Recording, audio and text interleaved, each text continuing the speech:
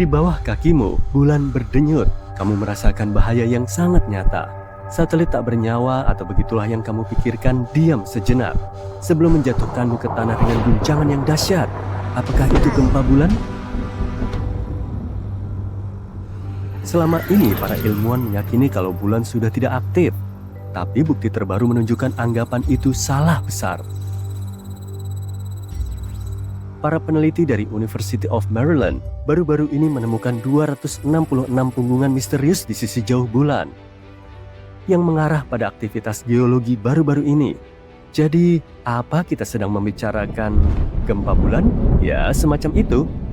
Punggungan ini terletak di area vulkanik yang terbentuk 3,2 hingga 3,6 miliar tahun lalu, tapi tampak jauh lebih muda dari yang diperkirakan. Biasanya ditemukan dalam kelompok yang terdiri dari 10 hingga 40. Dan seringkali berada di area di mana struktur permukaan bulan lebih lemah. Nah, ketika astronom mengatakan baru-baru ini, jangan diartikan secara harfiah. Yang dimaksud bukan tahun lalu atau bahkan 1 dekade terakhir. Sebagian besar model yang dibuat ilmuwan menunjukkan aktivitas geologi bulan berakhir 2,5 hingga 3 miliar tahun lalu. Tapi informasi baru mengisyaratkan kemungkinan bahwa formasi-formasi ini sudah aktif dalam 1 miliar tahun terakhir. Sebagian punggungan yang lebih kecil tampaknya terbentuk sekitar 200 juta tahun lalu, dan itu masih tergolong muda dalam skala waktu bulan. Artinya bulan mungkin masih mengalami perubahan geologi hingga saat ini. Penemuan-penemuan ini agak menentang pemahaman kita tentang sejarah dan evolusi bulan. Tapi bagaimana para ilmuwan sampai pada kesimpulan ini? Para peneliti dari University of Maryland dan Smithsonian Institution menggunakan penghitungan kawah untuk memperkirakan usia punggungan bulan. Cara kerjanya begini, permukaan dengan kawah yang lebih sedikit berarti lebih muda, dan semakin banyak kawah yang dimiliki suatu wilayah, semakin tua usianya. Ditambah lagi analisis menunjukkan beberapa punggungan memotong kawah yang sudah ada, yang kemungkinan besar terbentuk sekitar 160 juta tahun lalu. Dalam istilah geologi, ini sangat baru dan menunjukkan bahwa proses pembentukan punggungan mungkin masih terjadi. Hal menarik lainnya adalah punggungan di sisi dekat dan jauh bulan memiliki kemiripan, yang artinya keduanya terbentuk melalui proses geologi yang sama dan oleh kekuatan yang sama. Kekuatan-kekuatan ini bisa jadi meliputi penyusutan bulan secara bertahap, kontraksi termal, dan pergeseran orbit. Kita akan membahasnya nanti. Argumen lain yang mendukung gagasan bulan masih aktif adalah data yang sudah berusia puluhan tahun dari misi Apollo. Misi ini mendeteksi gempa bulan dangkal dengan Apollo Lunar Seismic Experiment yang merekam 28 gempa dengan magnitudo 1,5 hingga 5. Para peneliti meyakini punggungan ini mungkin terkait dengan aktivitas seismik yang sama. Sekarang soal penyusutan yang aneh dari satelit alami kita ini. Para ilmuwan meyakini bulan terbentuk sekitar 4,5 miliar tahun lalu ketika sebuah objek seukuran Mars bertabrakan dengan bumi purba. Tabrakan dahsyat ini kemungkinan besar melontarkan sekumpulan materi yang sangat panas ke antariksa. Akhirnya, materi-materi itu menyatu dan membentuk bulan. Pada masa-masa awal pembentukannya, bulan hanyalah sebuah dunia cair yang berguncang akibat aktivitas vulkanik dan seismik yang hebat. Jadi bulan dulunya adalah cairan yang melayang-layang di angkasa. Lalu, kapan ia benar-benar mengeras? Para ilmuwan akhirnya menemukan jawabannya, 4,43 miliar tahun lalu. Ini merupakan titik balik yang sangat penting, tidak hanya bagi bulan, tapi juga bumi. Tabrakan raksasa yang membentuk bulan mungkin juga merupakan hantaman terakhir yang membuat bumi cukup stabil untuk menyokong kehidupan. Miliaran tahun pun berlalu, bulan perlahan mendingin dan mengerut. Dan sekarang, lihatlah bola berbatu yang menerangi malam-malam kita. Tapi bulan belum sepenuhnya mengeras. Ia masih terus mendingin. Pendinginan inti bulan yang berlangsung perlahan ini bisa jadi salah satu alasan kenapa bulan masih terus aktif. Saat mendingin, bagian inti bulan menyusut yang menyebabkan retakan dan pergeseran pada kerak bulan. Salah satu tanda paling jelas dari kontraksi ini ditemukan di Maria Bulan. Lihat bercak-bercak besar dan gelap di bulan ini, itulah yang disebut Maria, area yang terbentuk ketika lava mengisi kawah tumbukan asteroid purba dan mengeras. Kemudian seiring waktu, kerak yang mendingin dan mengerut menciptakan punggungan-punggungan kerut. Faktor lain dari aktivitas geologi yang sedang berlangsung adalah interaksi gravitasi bulan dengan bumi. Interaksi yang kuat dan tanpa henti ini kemungkinan besar menciptakan tekanan permukaan dan memicu pergerakan tektonik. Ini memang menarik, tapi apakah aktivitas di bulan ini berpengaruh pada manusia? Bisa dikatakan iya. Bulan telah lama dipandang sebagai tempat yang stabil untuk dijadikan pangkalan dan ekstraksi sumber daya di masa depan. Tapi penemuan aktivitas geologi yang masih berlangsung ini cukup mengkhawatirkan. Jika permukaannya masih terus bergeser, pemukiman, infrastruktur, dan operasi pertambangan di masa depan bisa menghadapi risiko serius. Itulah sebabnya saat ini kita membutuhkan seismometer dan radar penembus tanah untuk lebih memahami pergerakan ini. Hal ini akan memungkinkan kita untuk menilai potensi bahaya sebelum misi jangka panjang dimulai. Ngomong-ngomong, ada potensi masalah lain yang mungkin harus dihadapi dalam misi ke bulan di masa depan, yaitu debu bulan alias regolith. Para astronot Apollo dengan cepat mengetahui bahwa debu yang tajam dan lengket ini bisa menyebar kemana-mana dan merusak pakaian, peralatan, dan bahkan mengganggu kesehatan. Sebuah studi baru dari para insinyur Texas A&M menemukan masalah lain. Ketika roket mendarat atau lepas landas, regolith terlontar yang bisa menyebabkan tabrakan terutama dengan banyak wahana antariksa yang membawa kru dan kargo ke bulan. Regolith bulan memiliki berbagai ukuran, dari partikel debu yang sangat kecil hingga batu yang sangat besar. Bahan utama debu bulan adalah mineral silikat halus, berukuran sekitar 70 mikron, seukuran rambut manusia. Mineral-mineral ini terbentuk selama miliaran tahun ketika meteor dan asteroid menabrak permukaan bulan dan menggiling sebagian besar debu bulan menjadi bubuk.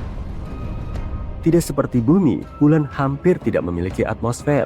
Lapisannya sangat tipis, sehingga tidak ada angin atau air yang bisa menghaluskan debu. Selain itu, paparan angin matahari yang terus-menerus menyalurkan muatan elektrostatis pada regolith, membuatnya menempel pada apapun yang disentuhnya. Para astronot Apollo dengan cepat mengetahui hal ini. Debu bulan menempel pada pakaian mereka, terlacak di dalam pendaratan mereka, dan menempel pada segala sesuatunya. Lebih buruk lagi, debu ini membahayakan kesehatan, menyebabkan iritasi mata dan masalah pernapasan di dalam wahana antariksa. Tapi sepertinya ini juga menjadi masalah bagi kita di masa depan. Masalah yang jauh lebih penting adalah menemukan air untuk mendukung misi di masa depan, dan Tiongkok akan mengurusnya. Tiongkok sedang bersiap menjalankan misi besar untuk mencari es tersembunyi di bulan. Sebagai bagian dari misi Chang'e 7, pada tahun 2026, sebuah robot terbang akan menjelajahi kawah-kawah di kutub selatan bulan, tempat es mungkin terperangkap. Jika berhasil menemukannya, ini bisa menjadi terobosan besar untuk misi-misi ke bulan di masa depan. Para astronot akan memiliki sumber air dan bahkan bahan bakar untuk perjalanan luar angkasa. Misi ini merupakan langkah penting dalam rencana Tiongkok untuk mendaratkan astronot di bulan dalam 5 tahun ke depan. Meskipun tanda-tanda keberadaan air sudah ditemukan seperti dalam sampel tanah dari wahana Chang'e 5 dan pengamatan oleh NASA dan wahana antariksa India, para ilmuwan percaya endapan es yang dalam adalah kunci untuk mendukung misi masa depan. Kutub selatan bulan memiliki beberapa kawah yang sangat dalam, dan para ahli menduga es mungkin tersembunyi di dalamnya. Robot terbang ini akan coba menjelajahi satu atau beberapa kawah tersebut setelah mendarat. Jika berhasil menemukan es, misi jangka panjang ke bulan akan menjadi lebih murah dan praktis, sehingga bisa membantu para astronot untuk tinggal dan bekerja di bulan. Sebagian ilmuwan juga berpendapat kalau penemuan ini bisa memberi kita petunjuk tentang kehidupan di luar bumi. Bagaimanapun, baik kita menemukan air di bulan dan belajar menghadapi debu yang mengganggu itu maupun tidak, penemuan punggungan bulan yang masih muda ini merupakan terobosan besar.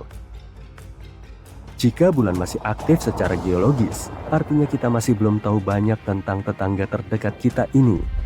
Apalagi yang masih disembunyikan bulan? Apakah kita siap menerima gagasan bahwa satelit yang tak bernyawa ini mungkin lebih dinamis dari yang kita bayangkan? Misi-misi di masa depan yang mungkin tidak seaman yang kita yakini sebelumnya mungkin akan menunjukkannya. Di luar masih gelap, hampir jam 2 pagi. Kamu keluar dan melihat ke langit, bulan purnama tampak terang. Kamu mungkin merasa sudah tahu banyak tentang satelit alami bumi ini, tapi coba jawab pertanyaan ini. Bagaimana bulan terbentuk? Jawabannya adalah nggak ada yang tahu. Tapi tentu saja ada beberapa teori. Teori paling populer yang disebut teori tuburukan besar menyatakan bulan terbentuk saat terjadi tabrakan antara bumi dan planet lain. Planet ini pasti lebih kecil dari bumi, yaitu seukuran Mars. Tabrakan itu sendiri mungkin terjadi sekitar 4,5 miliar tahun lalu. Teori lain yang disebut teori penangkapan menyatakan bulan dulunya adalah asteroid atau benda lain yang mengembara. Ia terbentuk di tempat lain di tata surya. Ketika melintas di dekat bumi, ia pun terperangkap gravitasi planet kita. Tapi ada satu fakta menarik. Planet kita dan bulan punya kemiripan isotop dan kimia yang luar biasa. Jadi, keduanya pasti memiliki sejarah yang berhubungan, yang berarti bulan gak mungkin terbentuk di tempat lain. Para ahli lain berpendapat bahwa pada suatu titik di masa lalu, bumi berputar sangat cepat sehingga sebagian materinya terlontar. Kemudian, materi tersebut mulai mengorbit planet kita. Begitulah awal mula bulan muncul di langit.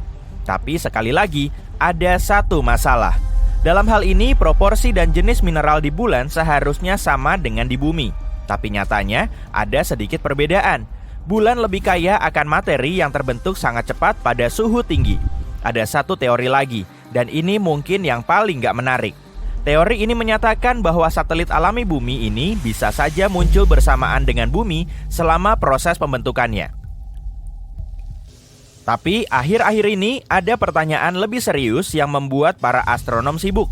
Apakah bulan benar-benar satelit bumi ataukah keduanya merupakan planet kembar? Bulan sangat besar jika dibandingkan planet kita, yaitu sekitar 1/4 ukuran bumi. Karena itu, sebagian ahli menyebut sistem keplanetan kita sebagai planet kembar. Tapi, seberapa benarkah itu? Kalau ingin mengetahuinya, kita perlu memberikan definisi pada kata planet. Menurut Persatuan Astronomi Internasional, planet adalah benda angkasa yang mengorbit matahari, cukup besar dan berbentuk hampir bulat karena gravitasinya, dan telah membersihkan area di sekitar orbitnya. Lalu bagaimana dengan satelit? Satelit adalah sebuah objek di ruang angkasa yang mengorbit benda langit yang lebih besar. Jika kita ambil contoh sistem bumi bulan, pusat gravitasinya berada di dalam bumi. Itu sebabnya saat ini kita nggak bisa bilang kalau kita hidup di sistem planet kembar. Menurut definisi ini, bulan adalah satelit planet kita. Sekarang, mari kita kembali ke masa lalu. Sekitar 3 atau 4 miliar tahun silam, meskipun bulan bukanlah planet, kemungkinan besar ia memiliki atmosfer yang lengkap. Atmosfer itu terbentuk pada saat letusan gunung berapi dahsyat mengguncang satelit kita. Gas-gas menyebar ke seluruh permukaan bulan. Kejadiannya sangat cepat sehingga gas-gas itu nggak punya cukup waktu untuk lepas keluar angkasa. Pada saat itu, permukaan bulan dipenuhi cekungan-cekungan berisi basal vulkanik. Bayangkan saja gumpalan magma yang sangat besar meluncur tinggi ke udara, jatuh ke tanah, dan menciptakan aliran lava. Begitulah cekungan-cekungan basal muncul di permukaan bulan. Pada suatu titik, para ilmuwan berhasil mendapatkan sampel yang dibawa dari bulan. Mereka mendapati aliran lava di sana nggak hanya mengandung karbon monoksida dan belerang, tapi juga unsur penyusun air. Berkat sampel-sampel ini, para peneliti berhasil menghitung jumlah gas yang melayang dan membentuk atmosfer. Gas tersebut menjadi sangat tebal, sekitar 3,5 miliar tahun lalu dan bertahan selama 70 juta tahun. Setelah itu, atmosfer pun lenyap ke angkasa. Tapi hal paling kerennya, saat bulan masih memiliki atmosfer, satelit ini berada 3-10 kali lebih dekat dari planet kita. Sebuah simulasi komputer bahkan menunjukkan bulan mungkin berada hingga 19 kali lipat lebih dekat dari jaraknya sekarang. Jarak dari bumi ke bulan saat itu sekitar 30.000 km. Sedangkan sekarang satelit kita itu berjarak sekitar 386.000 km. Artinya, bulan tampak jauh lebih besar di langit. Sayangnya, pada saat itu gak ada yang bisa mengagumi pemandangan tersebut, bahkan dinosaurus sekalipun. Sekarang atmosfer bulan hampir nggak ada, dan karena itulah satelit ini nggak bisa melindungi diri dari meteorit. Permukaan bulan dipenuhi kawah. Sebagai perbandingan, ada sekitar 190 kawah tubrukan yang teridentifikasi di planet kita. Sebagian besar kawah itu tersembunyi oleh vegetasi atau tertutup air. Tapi, kalau kita bicara tentang bulan, jumlahnya jauh lebih banyak lagi, yaitu mencapai jutaan. Dan sekitar 5.000 diantaranya memiliki panjang lebih dari 19 km. Karena aktivitas seismik di bulan nggak seaktif di bumi, kawah-kawah dan formasi-formasi purba lainnya tetap dalam kondisi sama selama berabad-abad. Saat kamu melihat bulan, ia adalah objek paling terang di langit malam. Tapi pada kenyataannya, permukaannya gelap karena pantulan satelit alami kita ini hanya sedikit lebih tinggi dibanding aspal. Kamu mungkin tahu kalau tarikan gravitasi bulan menyebabkan pasang surut air laut di bumi, sehingga permukaan laut tampak lebih menonjol di sisi yang paling dekat dan paling jauh dari bulan. Dan bukan hanya itu, bulan juga memperlambat rotasi bumi. Fenomena ini dikenal sebagai pengereman pasang surut. Pengereman pasang surut ini menambah panjang hari di bumi sekitar 2 milidetik setiap 100 tahun. Bulan juga bergerak menjauhi bumi dengan kecepatan yang sama seperti pertumbukan kuku jari-jari tanganmu. Itu berarti sekitar 4 cm per tahun. Jika suatu hari nanti bulan menjauh keluar angkasa, planet kita akan mengalami masa-masa sulit. Tanpa efek gravitasi bulan, sudut kemiringan bumi akan berubah drastis. Dari nggak ada kemiringan sama sekali, yang berarti nggak ada musim, sampai kemiringan sangat besar yang mengakibatkan cuaca ekstrim. Meskipun sebagian besar permukaan bulan nggak aktif, satelit alami bumi ini masih mengalami gempa.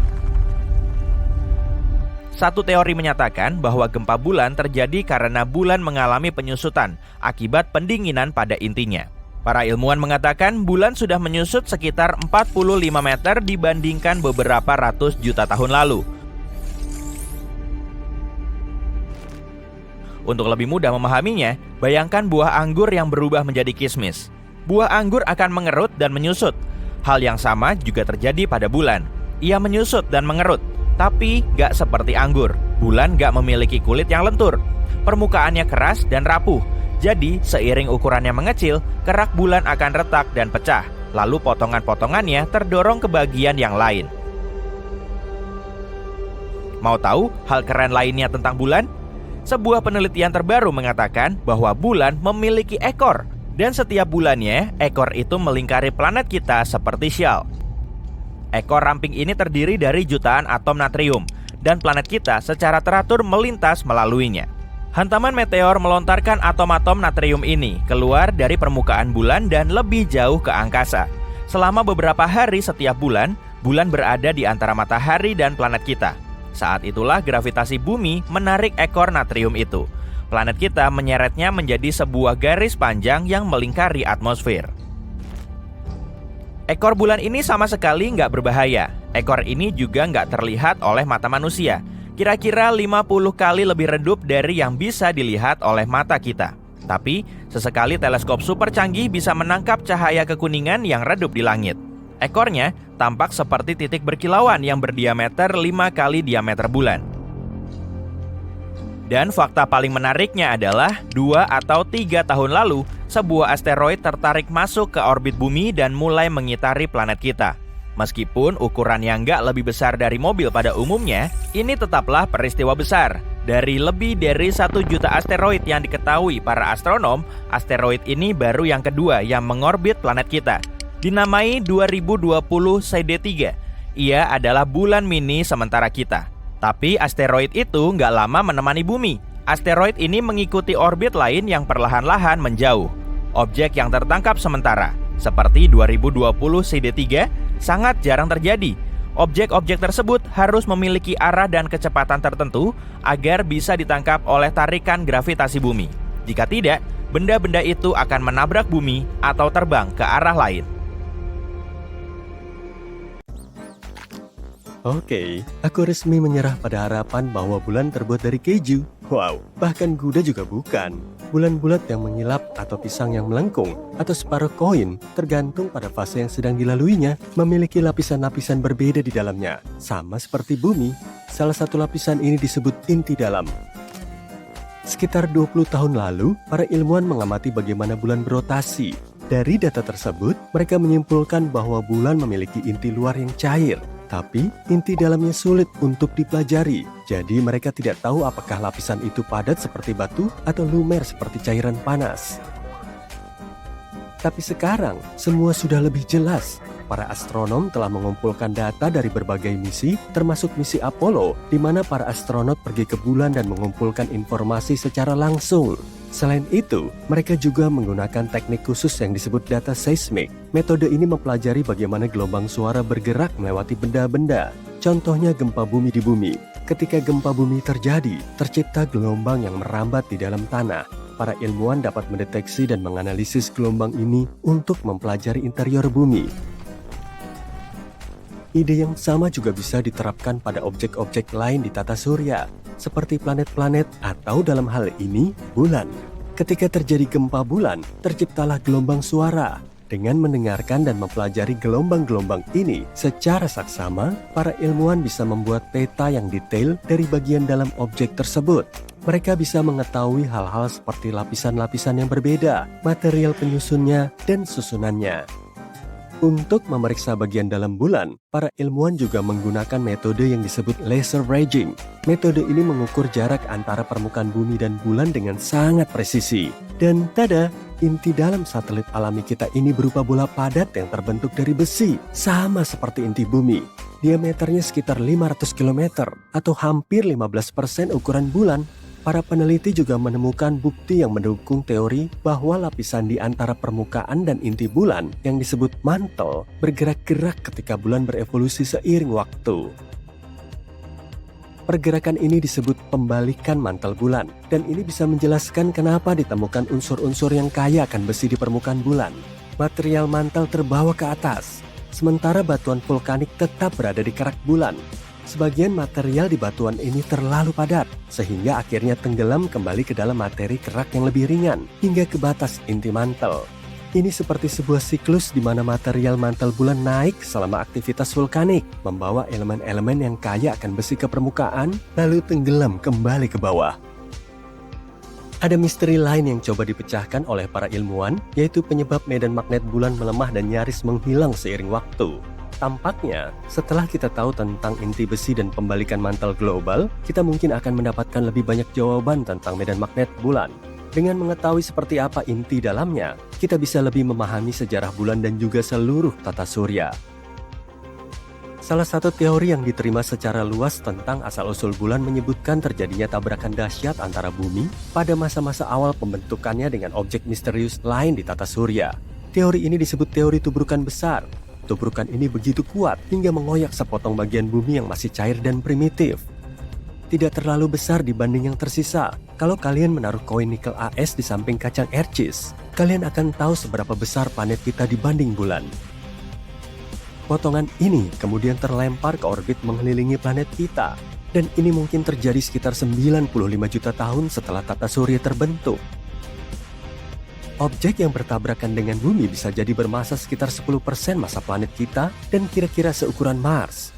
Ini masuk akal karena bumi dan bulan memiliki komposisi yang mirip. Tentu saja, ada gagasan lain tentang proses terbentuknya bulan. Ada yang mengatakan gaya gravitasi planet kita yang menariknya.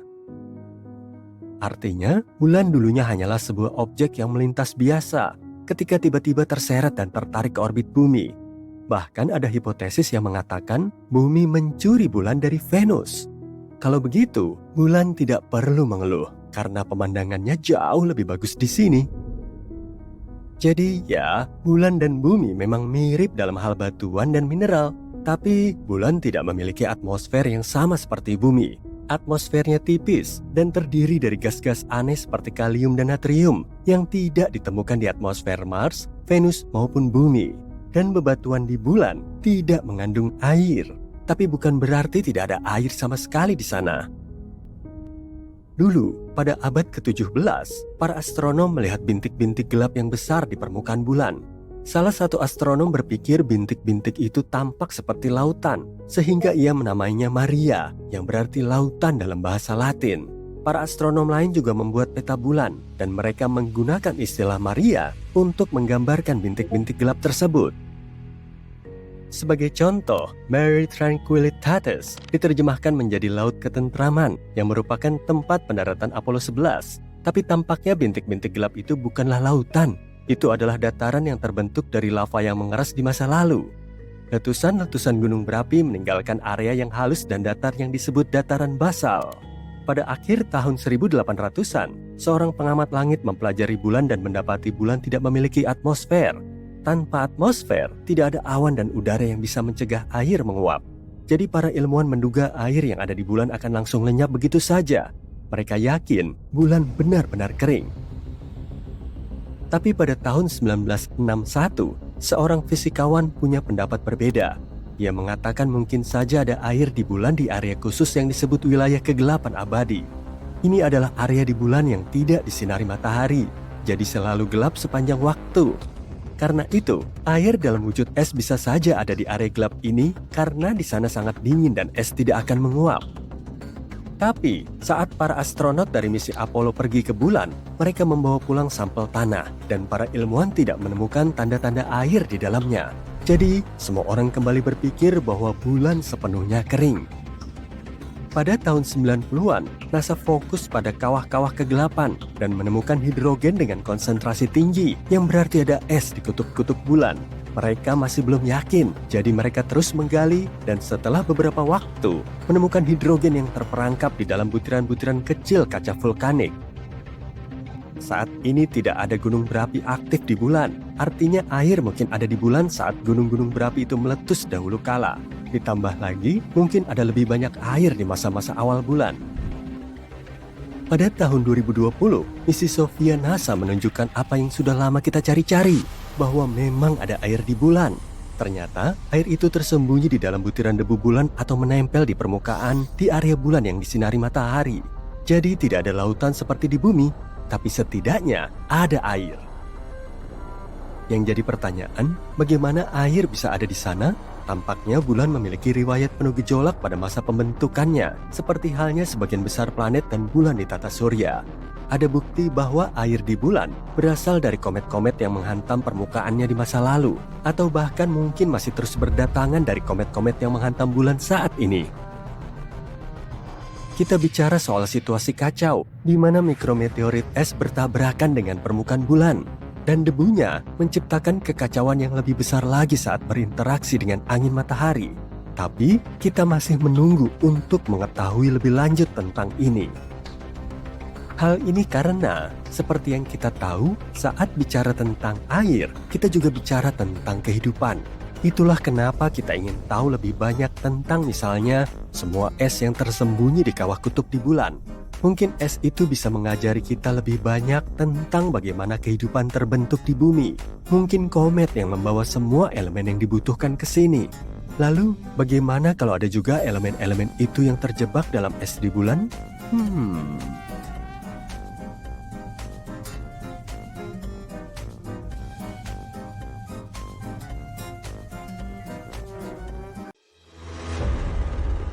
Kenakan pelindung, karena Merkurius adalah tempat yang panas. Dari permukaan planet ini, matahari tampak 3 kali lebih besar daripada dari bumi dan cahayanya 11 kali lebih terang. Merkurius mungkin berputar lebih lambat dari bumi, tapi ia tetap tahu cara bersenang-senang. 1 hari di planet ini berlangsung selama 59 hari bumi, tapi jangan khawatir, 1 tahun di Merkurius hanya berlangsung selama 88 hari bumi. Jadi kalau kamu ingin merasa seperti orang yang berusia 100 tahun, bagi saja usiamu dengan 0,25 atau kalikan dengan 4. Dengan cara ini kamu akan mendapat perkiraan usia Merkurius. Gampang kan? Dan jangan lupakan orbit Merkurius yang unik ya. Untuk setiap 2 kali mengitari matahari, planet ini berputar 2 kali. Itu berarti setiap belahan bumi mendapatkan 1 tahun penuh siang hari diikuti dengan malam yang panjang. Zona waktu di planet ini akan berantakan, jadi kita akan tetap menggunakan GMT. Apa ada yang lupa buang sampah? Kenapa bau telur busuk ya di sini? Maaf, ternyata karena kita berada di Venus sekarang dan aroma awan-awannya nggak kayak mawar. Satu hari di planet manapun pada dasarnya adalah lama waktu yang dibutuhkan untuk berputar penuh pada porosnya. Nah, Venus membutuhkan waktu yang lebih lama untuk melakukan hal ini, jauh lebih lambat daripada Bumi. Jadi satu hari di Venus berlangsung selama 243 hari di Bumi atau hampir 6.000 jam. Nah, disinilah masalahnya. Karena hari di Venus sangat panjang, kita menggunakan hari di Bumi sebagai standar untuk mengukur waktu di planet ini. Itu berarti hanya ada satu zona waktu untuk seluruh planet. Nggak perlu ribet lagi deh. Satu tahun Venus itu sekitar 225 hari. Jadi kalau kamu merayakan malam tahun baru di Bumi pada tahun 2000, itu berarti di Venus adalah tahun 3251. Jadi untuk melacak waktu di Venus, kita bisa menggunakan tahun lokal yang terdiri dari 225 hari di Bumi, tapi setiap 3 tahun sekali ada satu tahun ekstra pendek yang hanya terdiri dari 224 hari. Gak terlalu membingungkan, kita kan juga punya tahun kabisat di Bumi, tapi cara kerjanya sedikit berbeda. Kita sampai di planet Bumi. Wow, ada berapa zona waktu yang kita miliki di bola biru besar ini? Yuk kita bunyikan drumnya. 24. Dan tahukah kamu bahwa sebenarnya kita bisa sedikit mengacaukan waktu? Iya, di sekitar 80 negara, sebagian besar di Eropa dan Amerika Utara, kita punya sesuatu yang disebut waktu musim panas atau Daylight Saving Time. Di sini kita memajukan waktu 1 jam selama musim panas, sehingga kita bisa menikmati sinar matahari yang nyaman. Tapi hati-hati ya, setiap negara memiliki aturan sendiri tentang DST, jadi pastikan kamu tidak ketahuan tidur ketika kamu seharusnya bekerja. Dan ini penting loh, beberapa wilayah bahkan memiliki zona waktu yang berbeda dari UTC dengan penambahan setengah atau 1/4 jam.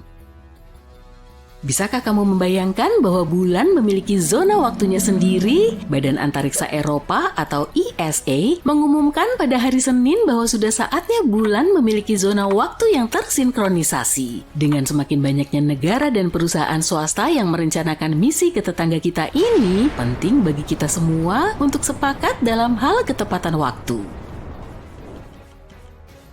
Saat ini setiap misi membawa waktu universal bumi yang terkoordinasi yang tidak masalah jika hanya ada beberapa misi yang terjadi sekaligus. Tapi dengan puluhan misi ke bulan yang direncanakan dalam beberapa tahun ke depan, segalanya akan menjadi rumit. Kita membutuhkan sistem untuk memastikan semua orang memiliki pemahaman yang sama, atau kita akan berakhir dengan wahana antariksa yang berbeda yang tidak sinkron satu sama lain. Tentu tidak ada yang menginginkan kekacauan seperti itu di luar angkasa. Ketepatan waktu yang sama persis sangat penting untuk komunikasi dan navigasi, jadi kita perlu mencari cara untuk memastikan semua orang memiliki pemahaman yang sama. ESA belum menemukan bentuk zona waktu bulan yang baru ini, tapi mereka sedang mengupayakannya. Haruskah ada satu organisasi yang bertanggung jawab untuk menjaga waktu bulan? Atau haruskah kita membiarkan bulan mengatur waktunya sendiri? Dan bagaimana dengan zona waktu yang lebih terperinci berdasarkan posisi matahari? Ini semua adalah pertanyaan-pertanyaan penting yang perlu dijawab. Kalau membahas satu hari di Mars, sebenarnya ini tidak jauh berbeda dengan satu hari di Bumi. Yang kumaksud adalah 24 jam, 39 menit, dan 35 detik. Satu tahun Mars adalah 1,8 tahun Bumi, yang berarti tahun 2000 di Bumi terjadi pada tahun 1063 Mars. Oh iya, hampir lupa. Tahun Mars memiliki 668 hari. Phew, kita sudah menentukan kalender Mars, tapi Mars membutuhkan zona waktu lokal. Karena orbitnya yang memanjang, perbedaan antara musim panas dan musim dingin akan menjadi signifikan. Waktu musim panas akan menjadi sesuatu yang penting di Mars. Setahun di Jupiter berlangsung hampir 12 tahun di Bumi. Ini kayak seumur hidup usia anjing. Tapi jangan khawatir, ada 12 musim di sana yang membuat semuanya tetap menarik. Masing-masing hampir sama panjangnya dengan 1 tahun di Bumi. Tapi satu hari di Jupiter hanya berlangsung selama 9 jam 55 menit. Selain itu, karena Jupiter tidak memiliki permukaan yang solid, awan-awannya bergerak dengan kecepatan yang berbeda, sehingga 2 stasiun atmosfer yang mengambang bebas bisa saja mengalami hari yang berbeda. Kalau tinggal di Jupiter, kita akan sangat membutuhkan aplikasi keren untuk melacak semua itu. Oh ya, kalau kita berhasil menjelajahi wilayah Jupiter, sebagian besar penduduknya akan tetap tinggal di bulan-bulan Jupiter karena atmosfernya terlalu liar. Dan ini penting nih, periode revolusi bulan-bulan itu saling berhubungan. Jadi kita bisa menggunakan sistem penghitungan hari yang sama untuk semuanya. Di Io, kita bisa mendapatkan 2 hari standar Jovian dalam 1 hari di bumi. Bagaimana kita membagi waktu itu? Nah, kita bisa saja memiliki 1 menit yang terdiri dari 53 detik dan 1 jam yang terdiri dari 100 menit. Atau kita bisa menggunakan menit dan jam bumi dan mendapatkan 1 hari yang durasinya 21 jam 13 menit. Berapa umurmu? Umurku 200 hari. Kalau kamu? Kedengarannya aneh ya bagi kita penghuni bumi, tapi orang-orang di Saturnus menghitung usia mereka dalam hitungan hari. 1 tahun di Saturnus sangatlah panjang, seperti lebih dari 29 tahun di bumi. Anak-anak hanya akan mendapatkan sepersekian tahun, sementara orang tua mungkin mendapatkan 3 tahun. Jadi untuk melacak waktu di Saturnus, kita bisa membagi 1 tahun Saturnus menjadi 29 atau 30 musim. Dan fakta menarik lainnya, Saturnus bahkan tidak memiliki permukaan yang padat. Yang ada hanyalah awan yang berputar dengan kecepatan berbeda-beda. Tapi kita masih bisa membangun stasiun penelitian atau balon ekstraksi helium keren untuk melayang-layang di sana. 1 tahun Uranus berlangsung selama 84 tahun bumi. Jadi untuk mempermudah, kita akan tetap menggunakan tahun bumi untuk perhitungan kita dan tahun Uranus dapat digunakan untuk acara-acara khusus seperti mencapai 1 tahun Uranus. Karena Uranus tidak memiliki permukaan yang solid, periode rotasi Uranus bisa berubah-ubah. Hanya misi sains dan perusahaan pertambangan helium yang cukup berani untuk menjelajah ke atmosfernya. Dan tahu nggak, setiap bulan memiliki sistem hari dan tanggalnya sendiri. Lumayan membingungkan ya. Kebanyakan orang tidak akan pernah merayakan 1 tahun Neptunus. 1 tahun di Neptunus rasanya terlalu lama bagi kita manusia untuk bertahan. Tapi jangan khawatir, kita masih akan mengeluarkan konfeti dan topi pesta untuk acara-acara khusus seperti saat 2 tahun penuh sejak pesawat ruang angkasa pertama mendarat di Neptunus. Selebihnya kita hanya akan menggunakan tahun-tahun bumi untuk semua kebutuhan bisnis kita. Pluto membutuhkan waktu 240 tahun untuk mengorbit matahari dan ini terlalu lama untuk dijadikan 1 tahun dalam kehidupan sehari-hari. 1 hari di Pluto hampir sama dengan 1 minggu di bumi, jadi untuk melacak waktu, kita akan membaginya menjadi 6 hari standar Pluto, 3 hari terang dan 3 hari gelap. Artinya, 1 hari standar Pluto akan berlangsung sedikit lebih lama dari 1 hari di bumi. Nah, karena sumbu Pluto sangat miring, menggunakan zona waktu tidak ada gunanya, jadi kita hanya akan menggunakan 1 zona waktu untuk seluruh sistem. Gampang! Sedangkan untuk tahun standar Pluto akan hampir sama dengan tahun bumi, yakni sekitar 433 hari. Tapi sekali dalam 10 tahun, kita akan menambahkan 1 hari ekstra cuma buat iseng-iseng aja. Sekian dulu ya, sampai jumpa di Pluto. Bagaimana kalau kita bermain golf bukan di bumi tapi di bulan? Yuk kita kembali ke masa 50 tahun lalu ketika seorang astronot mengubah permukaan bulan menjadi lapangan golf yang paling unik. Pegolf manapun akan memberitahumu betapa sulitnya menghindari jebakan pasir. Tapi bayangkan Alan Shepard, seorang astronot NASA, bermain di permukaan yang teksturnya seperti bubuk super halus. Saat misi Apollo 14, dia beristirahat sejenak untuk memamerkan keahlian bermain golf di luar angkasa kepada semua yang menyaksikannya di bumi. Setelah pukulan pertamanya, dia dengan penuh semangat melakukan pukulan berikutnya. Baginya bola itu seperti melayang tanpa henti. Yuk kita kembali ke realitas sejenak. Berkat penelitian yang dilakukan Asosiasi Golf Amerika Serikat atau USGA, kami mendapatkan beberapa angka. Mereka mendapati bola bulan pertama Alan menempuh jarak 22 meter, bola keduanya mencapai 37 meter. Seperti apa perbandingannya dengan rata-rata pukulan golf di sini? Dalam gravitasi biasa, seseorang biasanya mengayunkan bola sekitar 197 meter. Ini menunjukkan meskipun kita sudah meningkatkan kemampuan bermain golf kita di bumi, dengan teknologi dan latihan, gravitasi bulan yang rendah menjadikannya sangat berbeda. Kita perlu memberi pujian kepada Alan. Golf bulan gak sesederhana yang kamu bayangkan loh. Tongkat golfnya bukanlah yang biasa dibeli di toko olahraga, melainkan terbuat dari bahan seadanya, yaitu pengumpul sampel bulan dengan kepala tongkat golf di ujungnya. Ditambah lagi pakaian antariksa besar yang dia kenakan. Bayangin mengayun stick mengenakan pakaian yang kaku seperti kardus. Dengan semua perlengkapan itu, Alan hanya bisa mengayunkan tongkat dengan satu tangan. Kamu mau menjajal? Kamu mungkin tidak akan bisa bermain golf di bulan dalam waktu dekat, tapi kamu bisa mencobanya di bawah air. Beberapa mengatakan kondisinya mirip. Lebih menariknya lagi, USGA tidak percaya begitu saja pada kata-kata Alan tentang di mana bolanya mendarat. Mereka ingin menyelidikinya. Sebagai permulaan, mereka menggunakan rekaman yang sangat jernih dari misi Apollo 14. Mereka juga menggunakan beberapa gambar tajam dari kamera bulan khusus milik NASA yang diluncurkan pada tahun 2009. Dengan gambar-gambar ini, mereka memetakan perjalanan kedua bola golf tersebut. Alan sangat menyukai tongkat golfnya yang unik hingga ingin membawanya pulang. Bukan masalah besar kan? Pada masa itu, para astronot akan meninggalkan barang-barang yang tidak diperlukan untuk memberikan ruang bagi batu-batu dari bulan.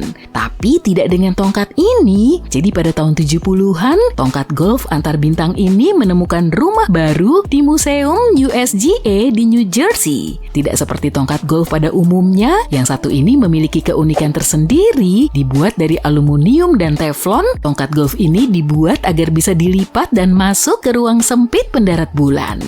Bagaimana ide golf di bulan ini bisa muncul? Pada tahun 1970, legenda golf Bob Hope berkunjung ke NASA. Terinspirasi oleh kecintaan Hope pada golf, sebuah ide muncul di kepala Shepard, golf di bulan. Untuk mewujudkan mimpinya, dia berkolaborasi dengan pemain golf profesional dan spesialis teknologi NASA. Bersama-sama mereka membuat tongkat golf yang memenuhi aturan keselamatan NASA yang ketat. Tapi Alan tidak ingin ini menjadi aksi kejutan. Ingat, bepergian ke bulan butuh protokol yang sangat ketat. Mereka tidak bisa sembarangan berpiknik di sana. Jadi Alan memastikan para petinggi NASA setuju dengan permainan golf dadakan ini. Mereka awalnya skeptis, tapi akhirnya memberi lampu hijau setelah Alan dengan penuh semangat menjelaskan rencananya. Dia juga berjanji akan bermain jika semua berjalan lancar dalam misi tersebut. Bertekad untuk membuatnya sempurna, Alan mempersiapkan diri dengan baik. Kabarnya ia mengenakan pakaian antariksanya yang tebal dan menyelinap ke tempat-tempat rahasia untuk berlatih. Puluhan tahun kemudian, dia masih mengenang petualangannya di bulan. Dia adalah satu-satunya pegolf yang pernah mengayunkan tongkat golfnya di bulan. Bukan hanya bola golf yang ditinggalkan oleh para astronot dalam perjalanan mereka, sebenarnya ada banyak benda yang tertinggal di bulan antara tahun 1969 hingga 1972, tahun pendaratan terakhir di bulan. Setiap kali menatap ke bulan, ingatlah bahwa ada foto keluarga yang manis di sana, beberapa gadget sains berukuran besar, patung kecil, sekumpulan kantong kotoran manusia, dan ya, beberapa bendera Amerika. Bertahun-tahun telah berlalu, secara teknis benda-benda itu masih ada di sana. Meskipun wujudnya mungkin sudah berbeda karena kondisi yang keras di bulan. Beberapa barang memiliki tempat khusus di hati para astronot dan dimaksudkan untuk tetap berada di bulan. Tapi meninggalkan beberapa barang juga berarti mereka bisa membawa pulang sampel bulan. Kamu pasti tahu rasanya, seperti saat harus menyediakan ruang di koper untuk oleh-oleh di akhir liburanmu. Apakah NASA memiliki daftar lengkap benda-benda yang mereka tinggalkan di bulan? Nggak juga. Faktanya sebuah tim mencoba membuat daftarnya dan mencapai total 106 benda yang ditinggalkan di sana dari misi Apollo 11 saja. Itu belum termasuk jejak kaki Neil Armstrong dan Buzz Aldrin yang terkenal itu. Benda-benda terbesar di setiap lokasi pendaratan sebagian besar berkaitan dengan sains seperti potongan modul bulan dan eksperimen untuk mempelajari bulan secara mendalam. Kemudian ada beberapa tanda mata indah seperti plakat Apollo 11 dan diskursus dengan pesan dari para pemimpin di seluruh dunia. Ada yang mengatakan para astronot juga membawa medali untuk mengenang para kosmonot yang heroik, bahkan meninggalkan ranting zaitun emas, sebuah simbol perdamaian yang sudah ada sejak lama. Misi bulan selanjutnya sedikit lebih seru nih, seperti yang dilakukan Alan Shepard dengan permainan golfnya, tapi penghargaan untuk momen paling mengharukan jatuh pada Charlie Duke. Saat misi Apollo 16, dia meninggalkan foto keluarganya di sana, seolah dia ingin mereka menjadi bagian dari petualangannya. Meski sebagai catatan, foto-foto itu mungkin tidak bertahan dengan baik karena paparan radiasi matahari yang tinggi di bulan. Bisa saja ada museum seni di satelit kita juga. Biar ku jelaskan, ada sebuah karya seni kecil yang disebut Moon Museum. Benda ini berupa kepingan keramik seukuran kuku yang dibuat oleh seniman bernama Forrest Myers. Benda mungil ini menampilkan karya seni miniatur dari 6 orang berbakat, di antara mereka bahkan ada Andy Warhol yang terkenal, seniman yang terkenal dengan kaleng subikonik dan potret selebritas. Forrest Myers mengatakan ia ingin museum mininya berada di bulan, tapi ada masalah, para petinggi NASA tidak setuju dengan ide tersebut. Namun Myers berbagi dengan pers bahwa ia menyerahkan chip seni ini kepada seorang insinyur yang bekerja pada misi Apollo 12. Menurut Myers, insinyur ini diam-diam menyelipkan museum bulan ke salah satu kaki pendarat bulan. Kalau kamu belum tahu, para pendarat bulan ini tidak kembali ke bumi setelah misi mereka. Tapi jangan terlalu percaya dulu deh, karena NASA tidak pernah mengonfirmasi cerita ini. Kamu mungkin bertanya-tanya kenapa mereka meninggalkan semua benda itu?